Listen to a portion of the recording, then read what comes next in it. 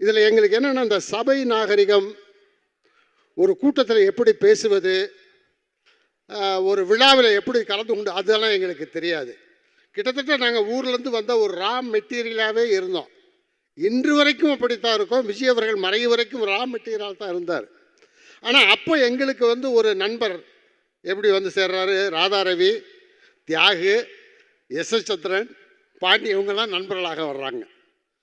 இதில் என்னென்னா, எனக்கு விஜய்க்கு அடிக்கடி சண்டை வரும். ஏதாவது ஒரு சின்ன பிரச்சனை 2 பேரும் சண்டை போட்டுக்குவோம். இந்த சண்டையை சமாதானம் செய்கிறது யாருன்னா ராதாரவி, சண்டையை இன்னும் மூட்டி வர்றது யாருன்னா எஸ்.எஸ். சந்திரன். சரி, இது இப்படியே போயிட்டுருக்குன்னா தியாகு என்ன பண்ணுவான், ஏதாவது காமெடி பண்ணி எங்களை காம்ப்ரமைஸ் பண்ணுவான்.